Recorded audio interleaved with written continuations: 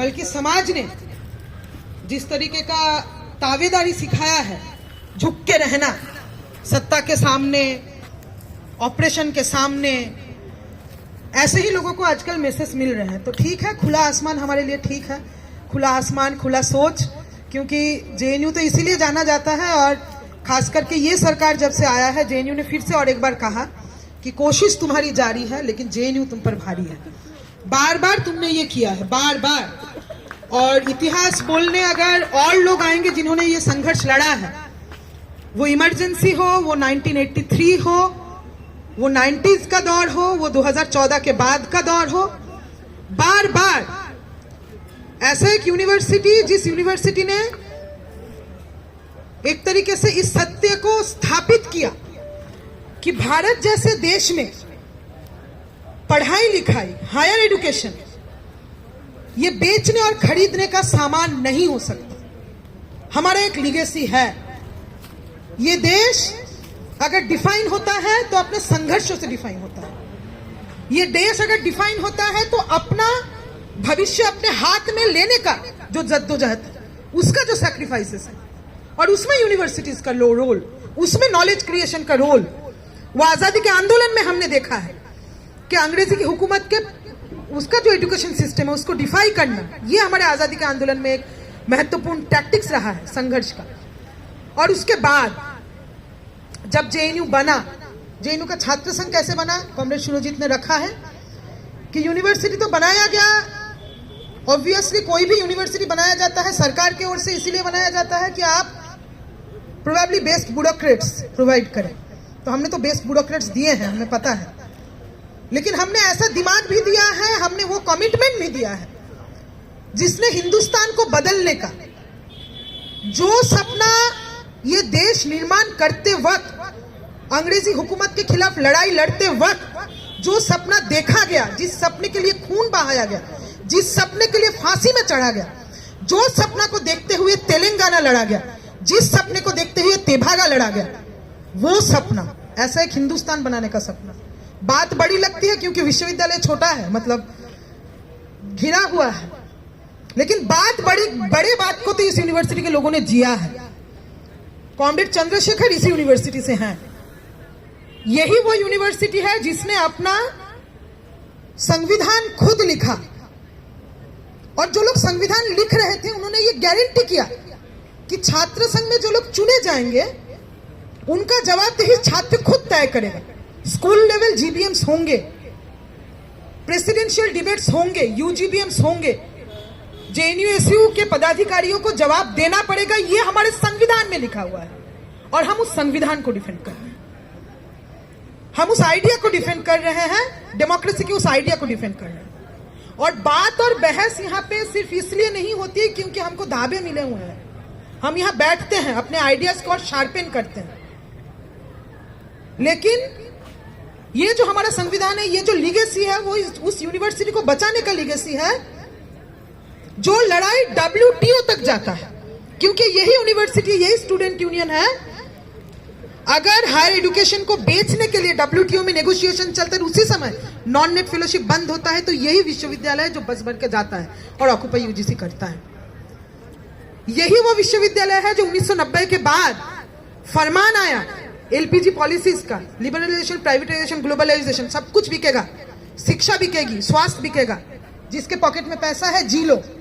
Equal citizenship का idea कोमोडिफाइड हो चुका है। यही विश्वविद्यालय है जिसने स्टूडेंट यूनियन के लीडरशिप में फी हाइक का प्रपोजल वापस भेजा 1990 के बाद।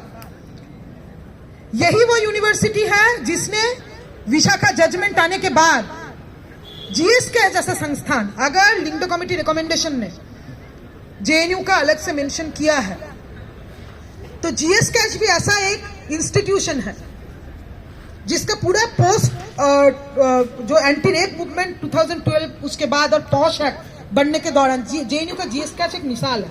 तो यही वो विश्वविद्यालय जिसने जीएसके स्थापित किया। यही वो विश्वविद्यालय है जहां पे हमले आज बहुत ज्यादा है, जहां पे हाँ सेक्सुअल हैरेसमेंट्स, मोलेस्टेशंस, रिंग रोड में घूमते हुए लड़कियों के ऊपर, महिलाओं के ऊपर एक तरीके का बहुत तरीके का असॉल्ट हमने देखा है। लेकिन यही वो विश्वविद्यालय है बदतमीज बेबाक औरतें, सोचने वाली औरतें जो बाहर निकलती हैं, रात को 4 बजे डिस्कस करती हैं, लाइब्रेरी जाती हैं, जुलूस होता है तो निकलती हैं। ये विश्वविद्यालय है जिसने वो सपना जिंदा रखा है। अपने सर में पत्थर खाते हुए कॉमरेड ओइशी घोष हैं और भी बहुत सारे कॉमरेड्स हैं। पिछले दफा चुनाव के दौरान साइकिल फेंका गया, रॉड से मारा गया, महिलाएं सामने के एकदम उसमें खड़े होकर ये हमले झेली थी। यही वो यूनिवर्सिटी, बस कुछ ग्लिम्सेस हम लोग जब स्टूडेंट्स थे वहां से दूंगी। उस समय हमने जो जेएनयू का संघर्ष देखा, जो कुछ संघर्ष हमने खुद लड़ा। हम स्टूडेंट यहाँ पे जब जेएनयू का आए तो जैसा एक्सपीरियंस सबका होता है वैसा ही कि फीस दिए, पता नहीं चला कि फीस दे, क्योंकि सोच के तो आए थे कि दिल्ली में पढ़ने जा रहे हैं। और अच्छा फीस हो गया, हाँ हो गया। हॉस्टल में रहना है तो हॉस्टल मिला, कुछ दिनों के बाद मिला, लेकिन ऑब्वियसली फीस दिया और बस खाने का बिल। तो ये पॉसिबिलिटी, ये संघर्ष जेएनयू के संघर्ष के माध्यम से जिंदा रहा। हम लोग स्टूडेंट एक्टिविज्म ज्वाइन किए, दौर भी ऐसा था। स्पेशल इकोनॉमिक जोन्स पे डिबेट है, मनोरमा देवी का बलात्कार हो रहा है, आर्म फोर्सेस स्पेशल पार्ट के ऊपर डिबेट है। प्रधानमंत्री को एक तरीके से सवाल पूछने का हिम्मत जेएनयू और जेएनयू दिखा रहा है। वो दौर में हम लोग जेएनयू में 2005 में मैं आई थी और यूपीए 1 यूपीए 2 का दौर था। आज तो एनडीए का दौर चल रहा है। तो उस समय भी लेकिन सवाल पूछने का ये जो, और आंख में आंख डाल के सच बोलने का, हमने देखा कि जिस तरीके से हम लोग इन्वॉल्व हुए, मेरिट कम मीन स्कॉलरशिप, बड़ा गोलबंदी जेएनयू का, हजारों की तादाद में छात्र कि जो लोग यहाँ पे पढ़ने आ रहे हैं लेकिन मेस बिल भी शायद देने का जिनके परिवार के पास वो क्षमता नहीं है। जेएनयू छात्र संघ वो लड़ाई लड़ रहा है घंटों, रातों, दिनों भर एडमिनिस्ट्रेटिव ब्लॉक के सामने। मेरिट कम मीन स्कॉलरशिप बढ़ाने का लड़ाई, जो लाइब्रेरी 24/7 करने का लड़ाई, लाइब्रेरी में जो कंप्यूटर वाला पूरा जगह है वो निर्माण का लड़ाई, हॉस्टल नया बनाने का लड़ाई, कोयना, शिप्रा, यहाँ तक बराक, उसके लिए मैंने बराक वाला तो बाद में, उसके लिए हंगर स्ट्राइक्स, नया हॉस्टल बनाओ, फीस कम रखो, फीस हाइक का जब प्रपोजल आया। मैं तो ऑल इंडिया स्टूडेंट एसोसिएशन से जुड़ी हुई थी, तो एक फेज जेएनयू में जो लेफ्ट मूवमेंट के, लार्जर लेफ्ट मूवमेंट के हिस्से के बतौर जब मेरा संगठन आना शुरू हुआ तो और ज्यादा इन्वॉल्वमेंट के साथ हम लोगों ने देखा कि कैसे संघर्ष लड़े जा रहे हैं। जो आलिम फाजिल है, मदरसा सर्टिफिकेट्स, उसके रिकॉग्निशन का लड़ाई कि जेएनयू के एडमिशन में आलिम फाजिल को रिकॉग्नाइज करना होगा। जेएनयू से हंगर स्ट्राइक में बैठ रहा है और आलिम फाजिल रिकॉग्नाइज हो रहा है। मदरसा बैकग्राउंड के स्टूडेंट्स को एलिनिएट करने का, मदरसा बैकग्राउंड के स्टूडेंट्स का एक खास तरीके से उनको हायर एजुकेशन से दूर रखने का, अदरवाइज करने का जो कॉमन सेंस है उसको तोड़ते हुए, बड़ी बात है। बात सिर्फ इतना नहीं है कि जेएनयू में 400-500 स्टूडेंट्स आ रहे हैं या 200-300 स्टूडेंट आ रहे हैं मदरसा बैकग्राउंड के, बात उतनी बड़ी सी नहीं है। बात यह है कि सेंट्रल यूनिवर्सिटी का स्टूडेंट मूवमेंट, ये जो पूरा अदराइजेशन का प्रक्रिया है समाज के एक तबके का, मुसलमान बैकग्राउंड के स्टूडेंट्स का, उसको तोड़ रहा है जेएनयू छात्र संघ। जेएनयू छात्र संघ अपने यूनाइटेड लड़ाई से उसको तोड़ रहा है। 2007 में OBC reservation in higher educational institutions आया और यूनिवर्सिटी के अंदर हम देख रहे हैं कि यूथ फॉर इक्वालिटी नाम का एक फोर्स जो all India institute of medical sciences से वो उसका वहां पे केंद्र है, और जेएनयू में हम देख रहे हैं कि वो भूख हड़ताल में बैठ गए हैं। क्यों? क्योंकि ओबीसी रिजर्वेशन नहीं होना चाहिए। रिजर्वेशन जो है ये मेरिट के खिलाफ है, यूनिवर्सिटी का क्वालिटी खत्म हो जाएगा। एप्रॉन पहन के, डॉक्टरों का एप्रॉन पहन के झाड़ू मार रहे हैं लोग, यूथ फॉर इक्वालिटी के लोग, ये दिखाने के लिए कि जिनको डॉक्टर बनना था क्या अभी झाड़ू मारेंगे? मतलब झाड़ू मारने वाले के बच्चे के यूनिवर्सिटी में घुस जाएगा, ये दिन देखना पड़ेगा। Anti reservation casteist forces administrative building के सामने भूख हड़ताल में बैठ रहा है, दूसरी तरफ लेफ्ट ऑर्गेनाइजेशन उसका रेजिस्टेंस दे रहा है। जेएनयू छात्र संघ 2007 में जब ओबीसी रिजर्वेशन लागू हो रहा है, तब जेएनयू छात्र संघ ने ये देखा कि क्योंकि 27% रिजर्वेशन 3 साल में लागू होना था, और जेएनयू छात्र संघ ने देखा कि पहले दफा वो शायद 7%, पहले साल में 7% लागू होना था, और जेएनयू छात्र संघ ने देखा 7% ओबीसी स्टूडेंट है ही नहीं, आरटीआई फाइल किया गया, दूसरे साल भी हुआ, आरटीआई फाइल किया गया। सामने आया कि ओबीसी रिजर्वेशन जिस तरीके से लागू करना है, एमएचआरडी ने रिटर्न में जो दिया है उसका गलत इंटरप्रिटेशन करते हुए, मतलब ओबीसी स्टूडेंट्स को अगर रिजर्वेशन देना है तो उनको एलिजिबिलिटी क्राइटेरिया में रिलैक्सेशन देना है। That is the established norm of fulfilling reservation. JNU administration general category students के मेरिट से ओबीसी स्टूडेंट्स को 10% कर, totally reversing the logic of reservation, making it meritocratic, and then converting the vacant OBC seats into general category because the law says so. So when the OBC reservation came, what happened in the country? By rigid casteist institutions inside universities, although it became a law because of the progressive pro-social justice movement prevailing in the country, but the casteist, rigid casteist structures sitting in universities guaranteed that OBC reservation will not be implemented. झाड़ू मारने का बच्चा PhD नहीं करेगा। विश्वविद्यालय के प्रशासन के अंदर ऐसे लोग जगह जगह पे बैठे हैं, हम लोगों को पता है। छात्र संघ ने ये गारंटी किया कि तुम्हारा खेल खोलेंगे। लड़ाई चला, उसी बीच में लिंगडो आया। लिंगडो के बारे में कॉमरेड अल्बिना ने कहा, लिंगडो जो जेएनयू छात्र संघ ने कहा कि हम नहीं एक्सेप्ट करते। दोबारा आया, तीसरे बार आया, तीसरे बार में स्टे ऑर्डर रोक दिया गया चुनाव। वो लड़ाई भी चल रहा है, जेएनयू छात्र संघ लिंगडो के खिलाफ भी लड़ाई लड़ रहा है, उसी के साथ साथ ओबीसी रिजर्वेशन लागू करने का भी लड़ाई लड़ रहा है। ठीक है, चुनाव आपने रोक ने रखा 3 साल, यूजीबीएम के माध्यम से छात्र संघ थोड़ा एक्सटेंड होता रहा, लेकिन कलेक्टिव स्टूडेंट स्पिरिट में लिंगडो का भी रेजिस्टेंस दिया, गारंटी किया कि ओबीसी रिजर्वेशन लागू होगा। रॉन्ग एलिजिबिलिटी क्राइटेरिया सही किया गया। सिर्फ ये जेएनयू में नहीं हुआ, ये जेएनयू स्टूडेंट मूवमेंट का वो लिगेसी है कि देश भर में जो casteist rigid structures inside universities बैठे हुए हैं, उनको धता बताते हुए ओबीसी रिजर्वेशन लागू हुआ। उसके बाद एक बार में नहीं होता है, क्योंकि जाति जाति नहीं है। तो बार बार हमने देखा, कभी वाइवा में नया एलिजिबिलिटी क्राइटेरिया लगे, कभी यूजीसी का नया फॉर्मूला लाके उसमें सीट कट, उसमें जो डेप्रिवेशन पॉइंट्स है उसको खत्म करने का कोशिश।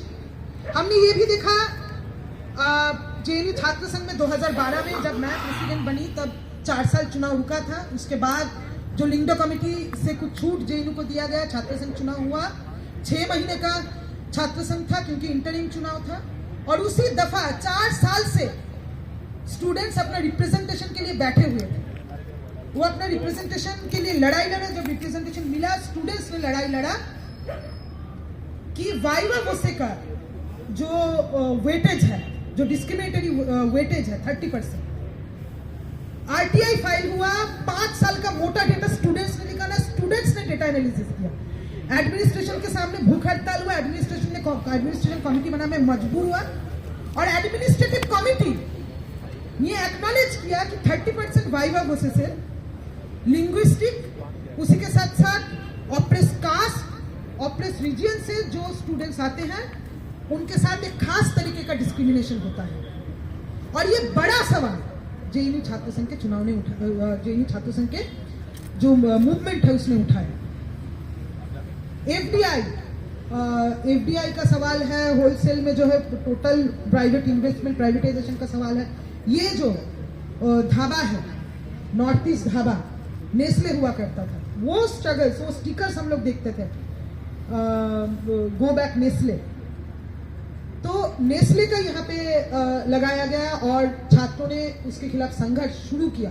1-2 साल लगा, और ये कहा गया कि यूनिवर्सिटी के अंदर जो नेस्ले कॉफी के खेती में घुसपैठी किया है, वो अब यूनिवर्सिटी में के अंदर एक कॉफी भी पिलाएगा। यहाँ का जो शॉप अलॉटमेंट पॉलिसी है, प्रोग्रेसिव शॉप अलॉटमेंट पॉलिसी, उसके पक्ष में स्टूडेंट यूनियन वो यूजीबीएम के माध्यम से डिबेट करती है। तो बात है, उसके बाद जो 2014 के बाद वाला जो फेज है, कॉमरेड्स बैठे हुए हैं, कॉमरेड बालाजी, कॉमरेड ओइशी, जिन्होंने अपने संघर्षों में और अपने शरीर के ऊपर एक तरीके से जेएनयू से प्रेसिडेंट होते हुए उस फासिस्ट अटैक को झेला है, तो वो अभी बताएंगे बाकी संघर्षों के बारे में। लेकिन सवाल ये है कि जेएनयू छात्र संघ का चुनाव अगर वाइस चांसलर रोकने का कोशिश कर रही है, वो कोर्ट के नाम पे रोकने का कोशिश कर रही है, तो 2 बातें तो बहुत साफ है। पहला बात यह है कि चुनाव कराना आपके ऊपर लीगली मैंडेटरी है, मैडम वाइस चांसलर। इस सवाल पे साफ हो जाइए, आपका जिम्मेदारी है, कानूनी जिम्मेदारी है कि आप चुनाव कराएं, चुनाव रोके नहीं। तो उस फ्रंट पे तो स्टूडेंट मूवमेंट कतई बैकफुट में नहीं है। ये बात मैडम वाइस चांसलर आप अच्छे से समझ जाइए। और दूसरी बात, कानून की अगर हो रही है, मैं वर्तमान में ट्रेड यूनियनिस्ट हूं, आपके विश्वविद्यालय को, आपके प्रशासन को 2018 में लेबर डिपार्टमेंट कह चुका है कि equal pay for equal work का ऑर्डर लागू करो। आपकी यूनिवर्सिटी के अंदर इससे पहले छात्र संघ ने और मजदूर संगठन ने, मजदूर यूनियन ने मैनुअल स्कैवेंजिंग रोका है। आपके विश्वविद्यालय के अंदर मैनुअल स्कैवेंजिंग कुछ दिनों पहले करते हुए रजिस्टर साहब एम्प्लॉय करते हुए पाए गए। आपके ऊपर लीगली मैंडेटरी है कि आप वर्कर्स को रेगुलराइज करें। आपके ऊपर जो लीगली मैंडेटरी है उस काम को कीजिए, कानून हमको ना समझाइए, क्योंकि सड़कों की लड़ाई से हम कोर्ट में जवाब देते हैं, है ना। तो सड़कों का लड़ाई और जेएनयू पे ये भरोसा हम सब लोगों को, वर्तमान छात्रों को और हम सारे लोग जिन्होंने दुनिया बदलने का वो सपना देखा, इस पे विश्वास किया कि ये संभव है। और बार बार जब ऑक्सीजन का जरूरत होता है तो आप लोगों की तरफ देखते हैं, कभी कभार जब सांस घुटने लगता है तब आप लोगों की तरफ देखते हैं। आज तो आपके साथ जामिया मिलिया इस्लामिया भी है, जिन्होंने खूब लड़ाई लड़ा अपने कैंपस लोकतंत्र के लिए, सस्पेंड हुए, गुंडों का मार खाए, अभी उनके सस्पेंशन के ऊपर स्टे है। तो लड़ो जेएनयू जिंदाबाद, पढ़ो जेएनयू जिंदाबाद, लड़ो जामिया जिंदाबाद, पढ़ो जामिया जिंदाबाद। हम आवाज उठा रहे हैं, अपने लिए उठा रहे हैं, अपने लीगेसी के लिए उठा रहे हैं, लेकिन हम अब अपने दोस्तों के लिए और आप लोग अपने जनरेशन के लिए भी आवाज उठा रहे हैं। जेएनयू इस चुनाव तो होके रहेगा और इसी साल होगा। जेएनयू का जो आपने अपना कोर्स ऑफ स्ट्रगल तय किया है उसको दिल जान लगा के लड़िए, ये आपका लड़ाई है। आप लोग लड़िए, हम लोग साथ में हैं और आपके तरफ हम देख रहे हैं कि कैंपस डेमोक्रेसी का, अगर ड्यू को आज कहा जा रहा है कि स्टूडेंट काउंसिल में तब्दील हो जाओ, अगर इलाहाबाद यूनिवर्सिटी में छात्र संघ चुनाव रोक दिया गया है, अगर जामिया का सांस घोटने का कोशिश चल रहा है, तो जेएनयू ऑक्सीजन देगा, ये हमें पता है। इनकलाब जिंदाबाद।